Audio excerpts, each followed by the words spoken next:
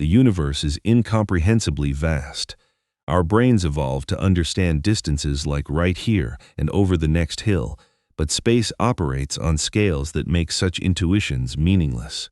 Conceptualizing the actual size of space is almost impossible for us.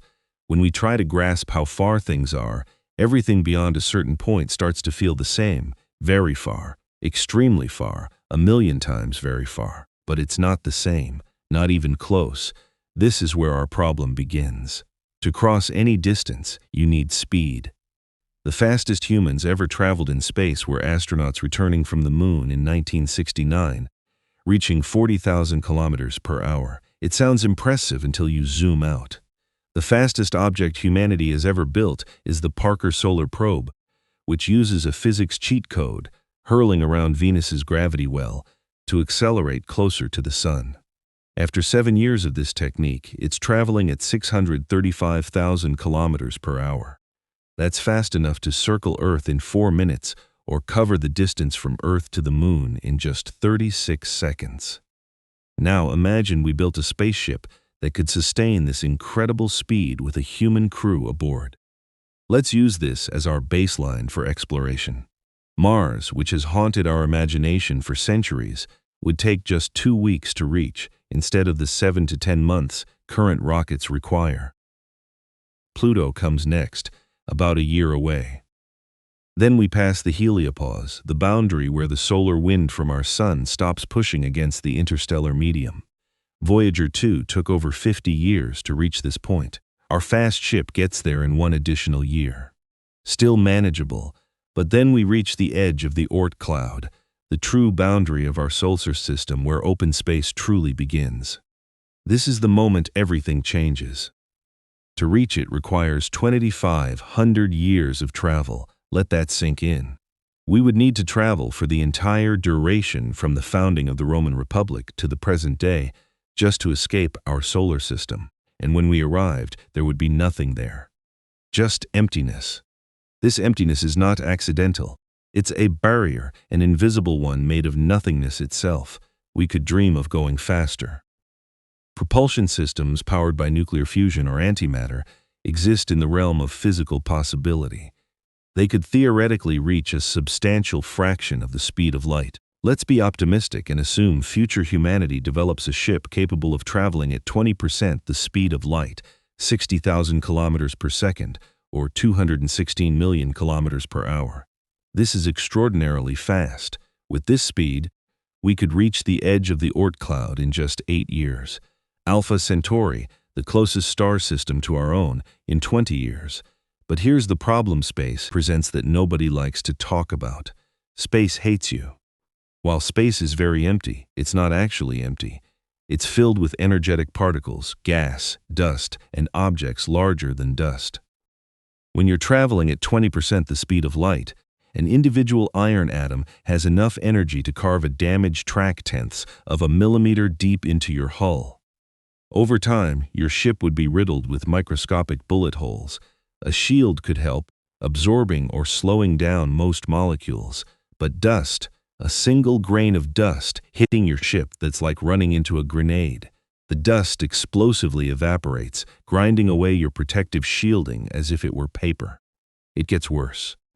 Hit a small rock the size of a golf ball at 20% the speed of light, and you're releasing more than double the energy of the nuclear bomb dropped on Hiroshima. We won't even discuss larger objects. Atoms, dust, and pebbles are dangerous enough. At higher speeds, the damaging effects multiply catastrophically. We might have reached our natural speed limit. Any faster and the hazards become insurmountable. With enough shielding, a ship could probably survive traveling through space at roughly 20% the speed of light, but that's likely as far as we can realistically go. Even if we accept this as our maximum velocity, the next obstacle is brutal. Almost everything close to us is worthless. The first proper target outside our solar system is Alpha Centauri. With our original slow ship, it would take 10,000 years. Even with our optimistic fast ship traveling at 20% light speed, it takes 20 years. Imagine cramping humans into a tiny box for 2 decades. After arrival, it takes 4 more years for their message to reach Earth. When it finally arrives, the news is devastating. Alpha Centauri and its planets are very pretty up close, but they're all super deadly and uninhabitable. This is the harsh reality of our stellar neighborhood. If we assume 20% the speed of light might be our limit, and give humans a realistic maximum travel time of 40 years, we could reach destinations up to 8 light-years away.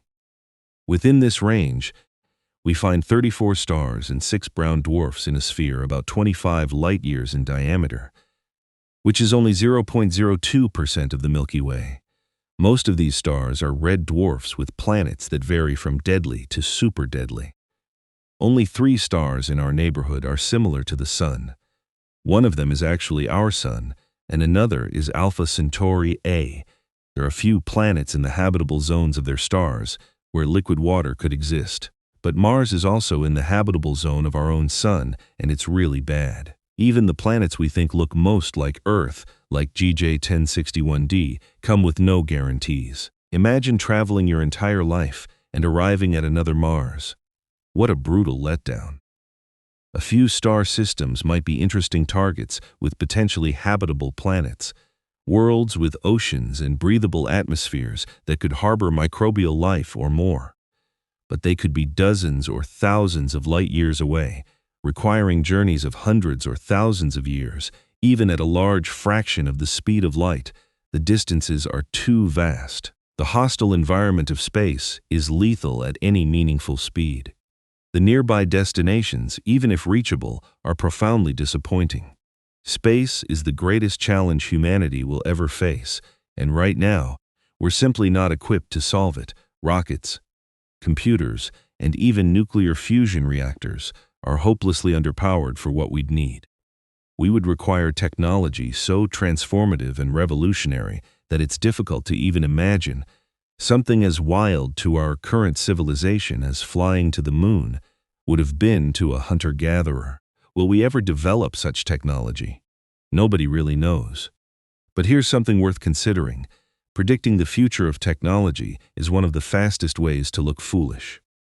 In 1903, the New York Times published an editorial confidently predicting it would take humans 1 to 10 million years to achieve powered flight.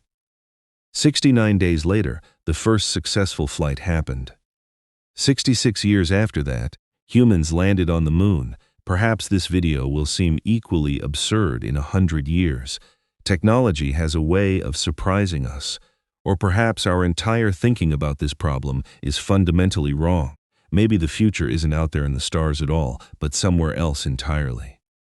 But that's a question for another exploration. For now, what we know is this: deep space remains beyond our reach, held back by the unyielding laws of physics and the vast, incomprehensible emptiness between worlds.